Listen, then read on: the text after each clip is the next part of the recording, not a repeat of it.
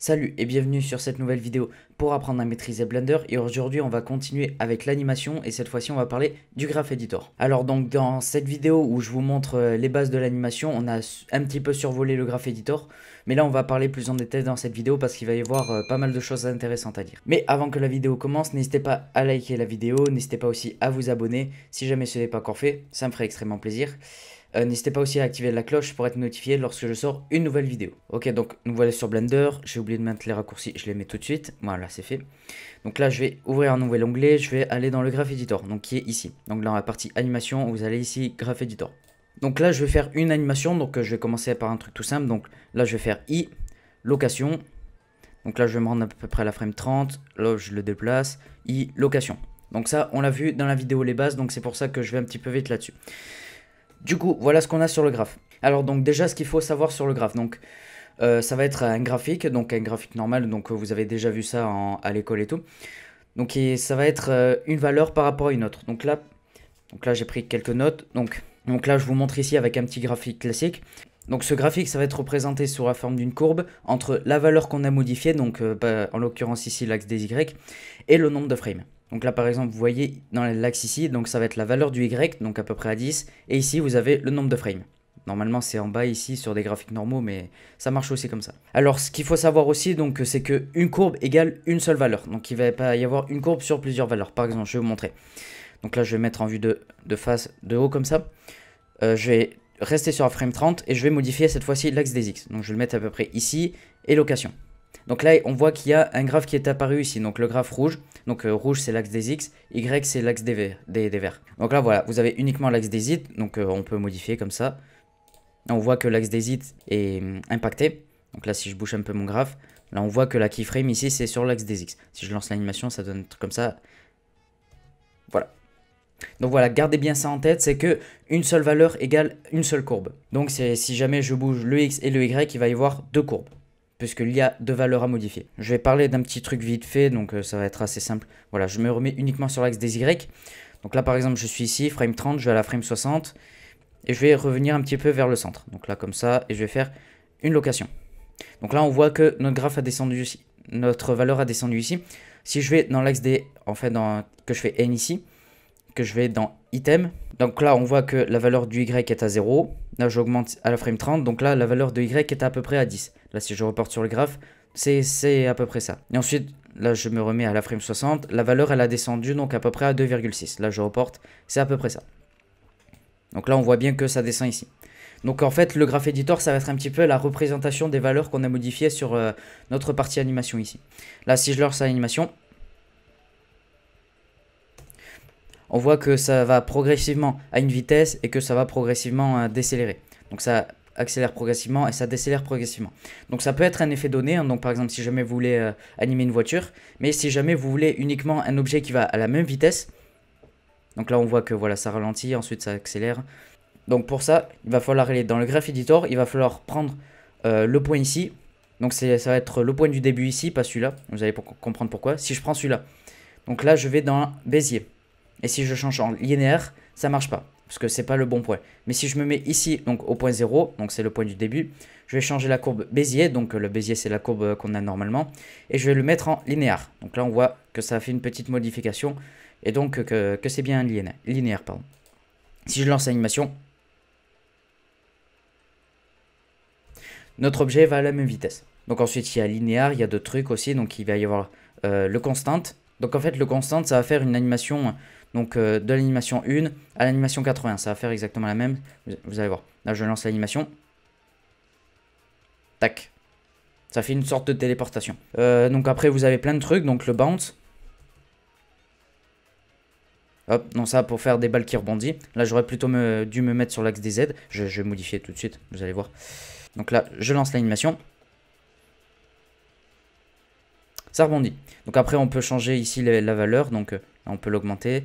Je vais faire une rotation sur l'axe des Y. Comme ça je tourne. Rotation. Donc pour l'instant ça donne ça. Donc voilà, rotation progressive, etc. Mais après si je fais un élastique, je vais baisser un peu la valeur. Je vais la mettre à peu près là. Et là si je lance l'animation, donc là j'ai changé en élastique. Ça peut faire un effet comme ça de tremblement élastique un petit peu. Donc c'est vrai, ça peut être vraiment intéressant. Donc par exemple un petit peu pour faire de la gélatine ou même des trucs élastiques, peu importe ce que vous voulez faire. Et après vous avez des trucs un petit peu moins explicites, donc par exemple ce genre de courbe un petit peu exponentielle. Donc là ça commence à faire une rotation. Après pour faire des rotations un petit peu plus progressives, ça peut être une solution. Donc vous avez voilà, le circulaire pour faire d'autres trucs assez sympas. Donc ça vraiment je l'utilise pas, le easing là, tout ça, je l'utilise pas trop. J'utilise par exemple les dynamic effects, donc le bounce et l'élastique, donc pour faire des trucs assez sympas. Le constant, le linéaire et le Bézier. Donc voilà. Après c'est que moi, comme je vous ai dit, je suis pas un expert en animation, j'ai fait peu d'animation, donc c'est pour ça que j'ai pas l'habitude d'utiliser cela aussi. Alors donc oui, un petit fait intéressant, donc là je vais me rendre en Bézier, classique. Donc là, la keyframe ici, donc c'est une valeur assez intéressante, donc ça va pouvoir changer la valeur de notre clé ici. Donc ici la petite clé ça va être une keyframe. Donc là si jamais j'augmente la valeur, donc par défaut c'est à la frame 1, donc comme vous voyez ici, puisque là j'ai pris une valeur de frame 1. Là si je me mets par exemple la frame 10, ça va se rendre à la frame 10. Bon, là j'ai beaucoup de frames donc c'est pour ça. Si je me mets la frame par exemple 50, là on voit que mon objet s'est déplacé. Donc après je peux augmenter la valeur. Mais par contre faut pas trop augmenter non plus parce que sinon ça va se passer ça. Ouais, ça va faire un truc comme ça va faire un truc bizarre.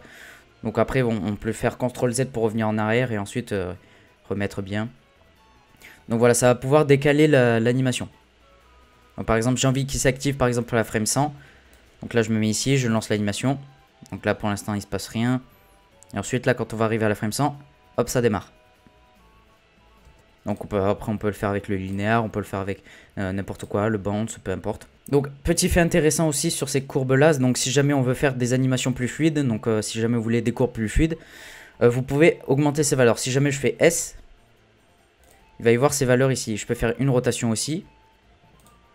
Donc sur les petits points ici, ce genre de petite forme là que vous voyez.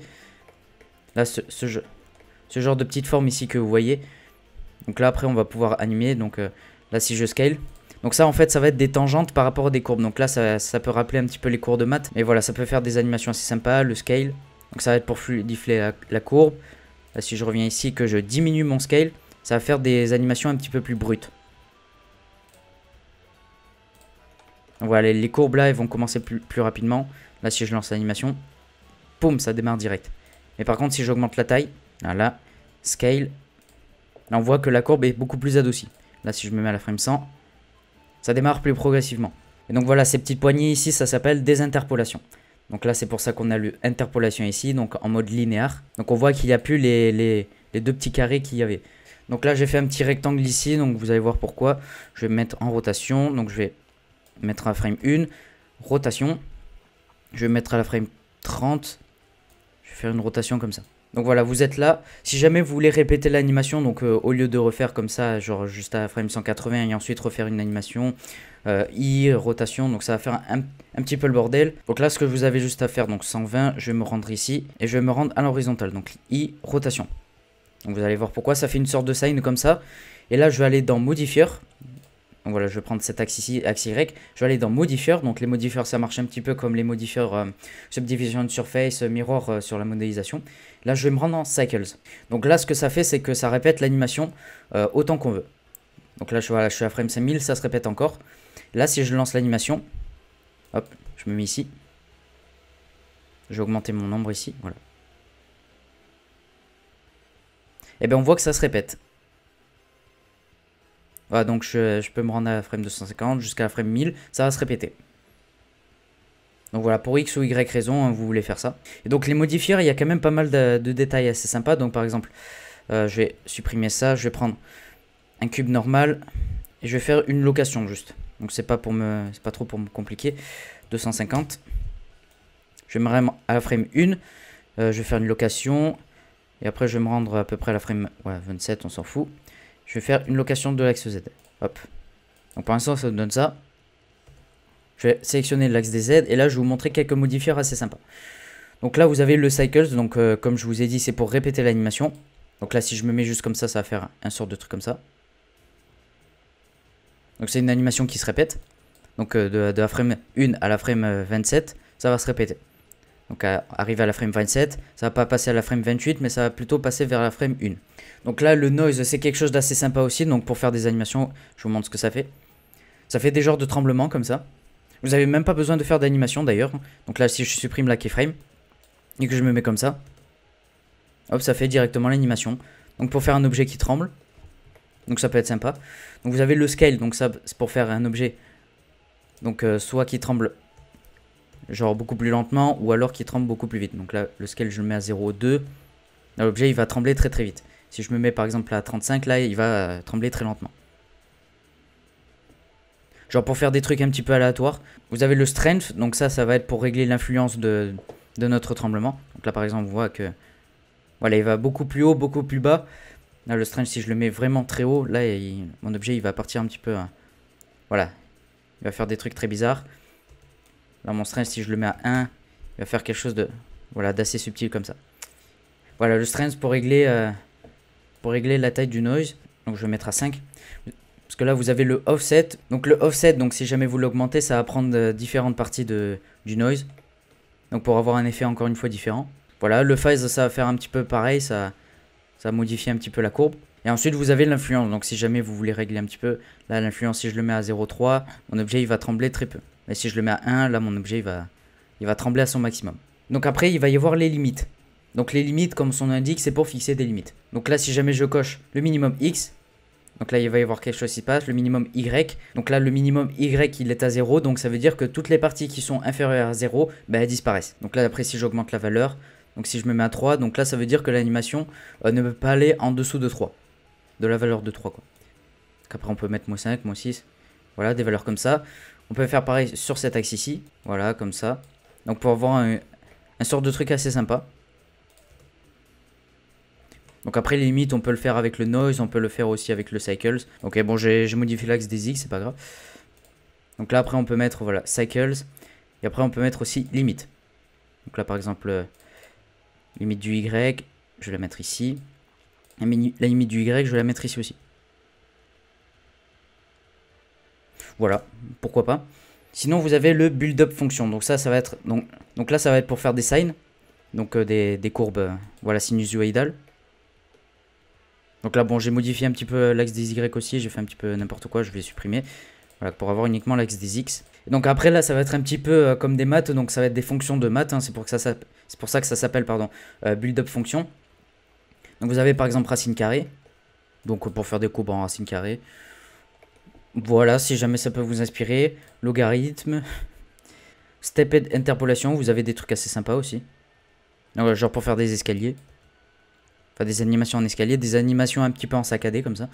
Là, je vais diminuer un peu la valeur. Hop, là, je vais augmenter un peu. Voilà, pour faire des animations saccadées comme ça peut être intéressant. Du coup, voilà, c'est tout pour cette vidéo où je vous montre les fonctionnalités du Graph Editor. Donc, j'espère que vous aura plu, j'espère que ça n'a pas été trop compliqué à comprendre. Donc, si jamais la vidéo vous a plu, n'hésitez pas à liker, n'hésitez pas à vous abonner. N'hésitez pas aussi à activer la cloche pour être notifié lorsque je sors une nouvelle vidéo. Donc voilà, quelques petits mots encore sur le Graph Editor. C'est quelque chose vraiment qui va vous servir donc pour faire des animations vraiment stylées, ou aussi pour régler quelques petites fonctionnalités d'animation. Donc par exemple pour faire des balles qui rebondissent, on peut le faire avec le Graph Editor. Pour faire des effets un petit peu de gélatine, on peut le faire avec le Graph Editor. Des animations qui se répètent, Graph Editor. Donc vraiment le Graph Editor, il est indispensable pour si jamais vous voulez faire de l'animation. Du coup voilà, on se retrouve dans une prochaine vidéo et d'ici là je vous souhaite une très bonne journée.